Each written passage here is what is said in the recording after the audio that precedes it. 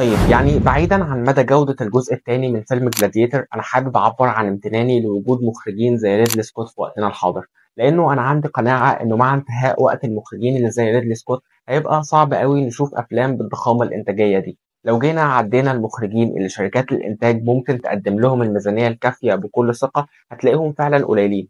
خصوصًا لو بنتكلم عن عمل تاريخي مثلًا، مش قصة خيال علمي بفكرة مجنونة ولا فيلم سوبر هيروز بأبطال مشهورين. عشان كده بجد أعمال زي دي ما ينفعش نفوتها في السينمات، لأن باختصار لو في نوعية أفلام واحدة تستحق تخرج من بيتك علشان تختبر تجربتها في السينما، هتبقى الأفلام اللي شبه جلاديتر. وده مش معناه إن فيلم جلاديتر الجزء التاني فيلم خالي من المشاكل. خلينا نرغي شوية عن الفيلم مع طبعا حرية حرق لبعض أحداث الجزء الأول. وكالعادة الأول أهلا بيك، أنا محمود، ويلا بينا نبدأ فيديو النهاردة. Good evening, ladies and gentlemen.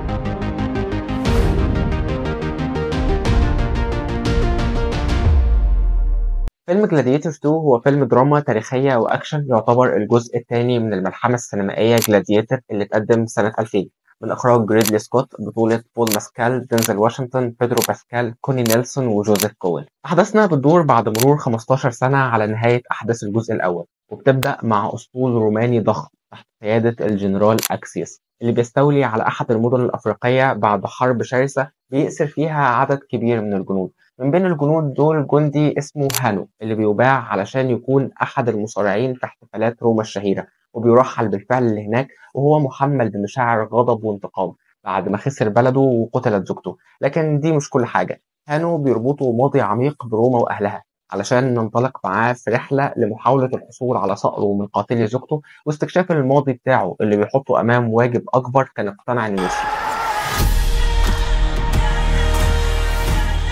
السؤال الأهم، هل محتاج أشوف الجزء الأول قبل الفيلم ده؟ الإجابة طبعا لازم تشوفه، علشان الفيلم ده يعتبر تكملة لأحداثه، وعلشان السؤال الأهم، أنت ليه ما شفتش الفيلم الأول لحد دلوقتي أصلا؟ أعتقد الكلام ده بنقوله مع كل مرة بنتكلم فيها على فيلم جديد لريدلي سكوت. الراجل تعدى ال 85 سنة ولسه قادر يعمل أفلام على عيوبها فيها قدر مش قليل من الثقة والرشاقة والملحمية والمتعة. فيلم جلاديتور 2 بعيدا عن أي شيء تاني هو فيلم ممتع في الأساس. أحداثه سريعة ومش بتقف لحظة، مليان بمشاهد الأكشن الكتيرة والدموية واللي حماسها مش بينتهي. مدهش إزاي سكوت عارف يحافظ على إيقاع فيلمه ويحسسك إنه بيشتغل وهو سايب إيده، بيتنقل بين أماكن وشخصيات وأحداث بطريقة جريئة جدا لدرجة إنك تقدر تتهمها بإنها جريئة أكتر من اللازم كمان.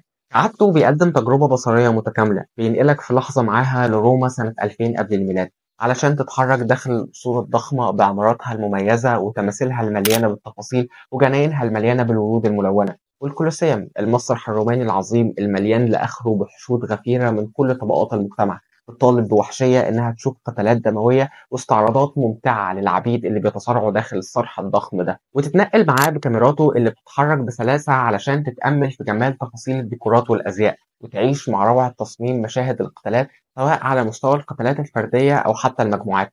فيلمنا أصلا بيبدأ زي الفيلم الأول بالظبط بمشهد حربي ضخم وطويل لغزو الأسطول البحري لمدينة جنودها واقفين مستعدين للدفاع عنها. مين أصلا يقدر يتهم سكوت بأنه ممكن يقدم حاجة بصريا أقل من المتوقع؟ ده راجل في تاريخه أفلام تاريخية يمكن أكتر من أي مخرج تاني أصلا، بين جلاديتر وذا لاست ديول أو حتى نابليون اللي على الرغم من مشاكله لسه بيعتبر تجربة بصرية عظيمة. يمكن هنا اعتمد بشكل أكتر من العادة على المؤثرات الرقمية واللي ممكن معاها تاخد وقت على ما تتعود على شكل الصورة، خصوصا لو قررت تعمل زي وتعيد مشاهدة الجزء الأول وتختبر تجربته البصرية العظيمة. لكن عيوب الصورة هنا مش بتتعدى العيوب العادية الموجودة في الأفلام الكتير اللي بنشوفها مؤخرا.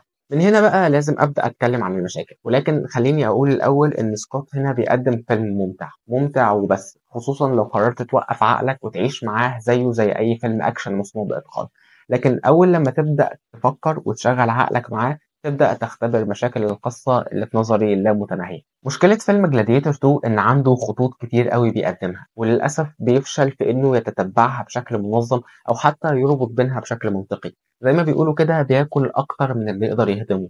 فخليني أعد الخطوط اللي السيناريو بيحاول إنه يتحرك عليها. مثلا، أولا هو بيقدم شخصية بطل سائر علشان يحرك حدوتة الانتقام اللي من المفترض إنها أساس الفيلم، تيمنا بشخصية ماكسيموس من الفيلم الأولاني. قصدي طبعا على الخط بتاع بطلنا هام. ثانيا عايز يقدم جانب صراع سياسي معتمد على اتنين ملوك أصبح في إيدهم حكم روما بعد قتل كوميتوس في نهاية الجزء الأول.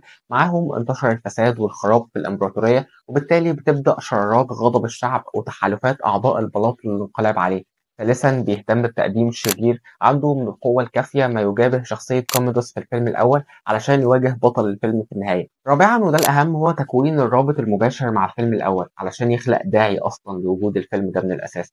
في وسط كم الخطوط دي بتلاقي نفسك قدام فيلم مليان ببلوت هولز كتيرة وثغرات واضحة جدا. مفيش خط بيكتمل بناؤه بشكل مقنع، وبيضطر في لحظة ما إنه يربط بينهم، فمش بيبقى قدامه غير إنه يعتمد على خطة عبثية علشان يحقق ده. والأهم إنه كان دايما عندي إحساس إنه إحنا قدام فيلمين منفصلين مش فيلم واحد. من جانب هانو العازم على التخلص من قائد الجيش اللي كان سبب في وفاة زوجته، فبيضطر إنه يخوض رحلة للبقاء على قيد الحياة بين جدران الكولوسيوم أملا في محاولة الوصول له في النهاية. الرحلة اللي أقل ما يقال عنها إنها أشبه بنسخة من فيلم ذا هانجر جيمز في العصور الرومانية مثلا. كل شوية بتلاقيه بيصارع حد علشان يحافظ على حياته، غير كونه هو الرابط الأساسي مع الفيلم الأول، ودي مشكلة أكبر لأن التطور اللي بيعيشه في سبيل الوصول للحظة تغيير شخصيته عبثي جدا، ويمكن يكون مليان بالأسئلة الكتير على مدار الرحلة. ناهيك عن كون فكرة ربط شخصيته بالفيلم الأول أصلا مش منطقية، ويمكن تكون مقحمة في أغلب الوقت، وده بيحول الشخصية لشخصية باردة جدا وخالية من المشاعر لأنها متخبطة بين أكتر من اتجاه، عكس شخصية ماكسيموس من الفيلم الأول مثلا اللي كان معالم طريقها مرسوم بعناية من البداية ووجهته كانت مباشرة. لكن حتى المشاكل في الجانب ده مش بضخامة الجانب السياسي من الحدوتة واللي بيشكل الفيلم التاني، وده خط أبسط من يقال عنه إنه بيتحرك بتسارع مش مفهوم، كأنه بيعلنها إنه المشاهد هيركز مع بهرجة مشاهد القتالات ومش هياخد باله من تطور علاقة التوأمين على كرسي العرش مثلا، ولا حدوتة لوسيلا وعلاقتها بالجنرال أكسيوس وتحولهم المفاجئ علشان يسعوا للانقلاب.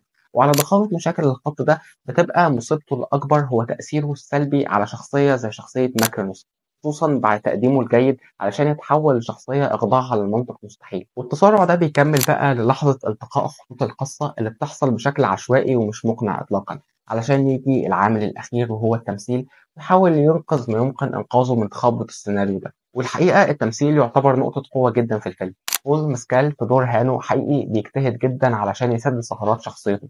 طبعا يمكن أداؤه شوية بيتأثر بالتشتت في إظهار مشاعر الحزن أو الغضب، لكنه بيتعامل مع ده بشكل احترافي جدا. ده غير طبعا أداؤه الجسدي في مشاهد القتالات اللي لوحده كفيل يخلينا ننسى أي أخطاء ارتكبها ويعلقنا بشخصيته. ويمكن اللي عرفوا يخطفوا الأنظار على الرغم من وقتهم القصير على الشاشة هم فريد هيتشنجر وجوزيف كوين في دور الملكين التوأم بالجنون الممتع اللي أظهروه.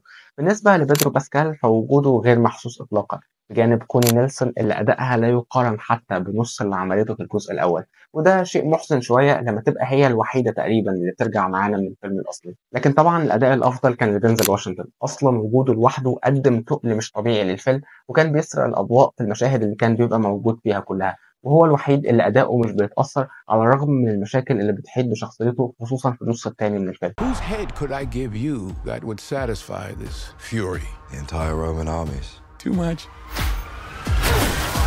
فزي ما قلت مقارنة الفيلم ده بالفيلم الأول بكل تأكيد مقارنة مش في محلها ومحسومة لصالح الفيلم الأصلي اللي بكل تأكيد مش هيتكرر.